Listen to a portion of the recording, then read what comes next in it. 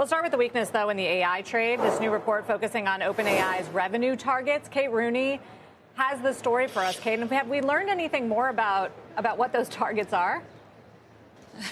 Sarah, we didn't have the targets. It wasn't in the Journal story, whether it was the revenue targets or user growth. But OpenAI did reportedly miss whatever those targets were for user growth and revenue. This, again, is according to Wall Street Journal, citing unnamed sources here. Any sort of revenue slowdown is raising some new concerns about OpenAI's ability to fulfill spending commitments. The headlines hitting shares of Oracle this morning. They've got a 5-year partnership with OpenAI. You've got NVIDIA, Broadcom, AMD, all lower. It does highlight just how important OpenAI is and this company is to its and the mega spending that it has been doing to the entire AI ecosystem. You're seeing that reflected in the stocks. OpenAI has hit back hard, guys, on this report. The statement to CNBC they gave us this morning telling us that this is, quote, ridiculous. We are totally aligned, they say, on buying as much compute as we can and working hard on it together every day. That is a joint statement from Sarah Friar and Sam Altman, CEO and CFO, and OpenAI spokesperson, also pointing us to OpenAI's recent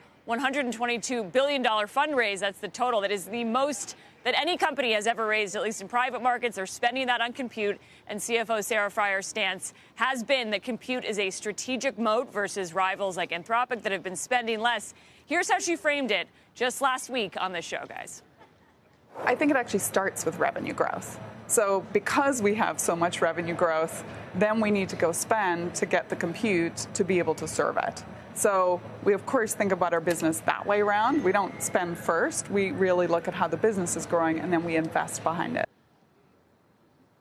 The other detail that's catching a lot of attention in this report is a disconnect, seemingly, between Friar, the CFO, and Sam Altman on an IPO timeline. I am hearing from sources close to OpenAI that the company is still on track to list as soon as the end of this year, and also has been meeting with bankers and lawyers to get the company ready to go public, guys. I mean, that's something that she shot down kind of as well, and they've shot down publicly that there's any kind of, I don't know, rift between those two. She didn't comment on last week when we talked to her on IPO timing. I guess the question, Kate, is what needs to happen before that can happen. She did tout the fact that they were able to raise $122 billion, which is potentially more than any IPO can raise.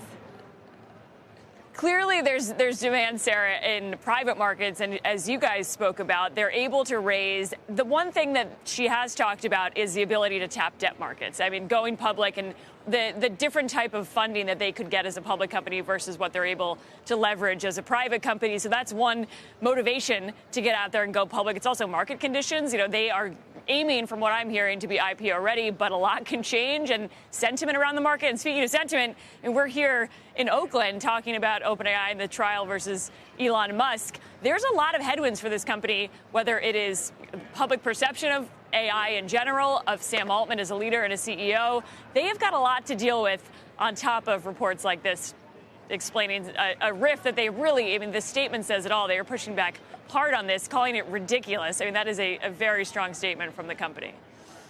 Kate, appreciate it as we keep our eye on the trial in Oakland with your help. That's our Kate Rooney.